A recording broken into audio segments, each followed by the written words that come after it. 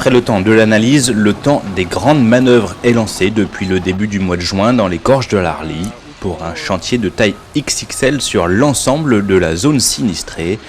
Un chantier organisé en différents ateliers avec pour objectif la réouverture de la route pour octobre-novembre de cette année.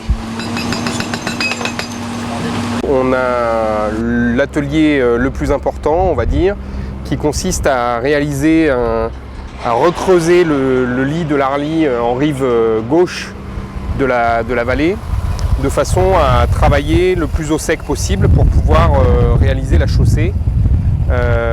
Donc à la fois on creuse ce chenal, là où on va remettre l'Arly dans un temps prochain, et puis en même temps on se sert des déblais pour venir commencer à constituer le remblai routier.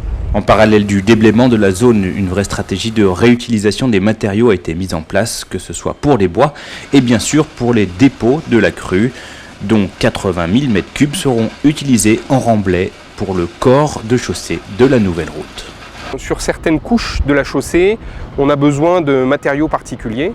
C'est pour ça qu'on a mis en place un atelier de criblage qui nous permet d'avoir différentes granulométries de matériaux et qui nous servent dans le remblai. On peut voir un atelier par exemple où on est en train de réaliser du drainage avec une granulométrie particulière.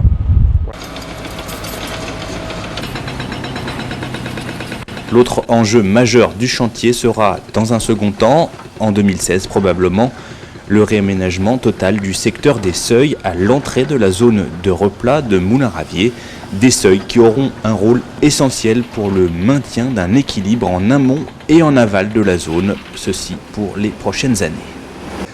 Ce seuil, il a donc l'objectif de préserver nos ouvrages à l'amont, de faire en sorte que le glissement de terrain ne soit pas encore plus cataclysmique qu'il n'a été.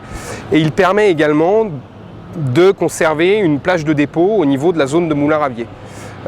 Sinon, le cours de l'Arly se serait naturellement mis à une pente moyenne entre l'amont et l'aval, alors que là, en lui faisant prendre une dénivelée de façon forcée, eh bien, on conserve une zone de replat à cet endroit-là qui permet de conserver la zone de dépôt.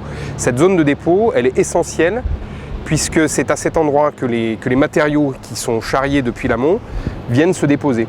Dans le cas contraire, ils iraient se déposer à Ugine, sur la partie où l'Arly redevient plus plate à l'entrée d'Ugine, et ça pourrait provoquer des débordements au niveau des usines.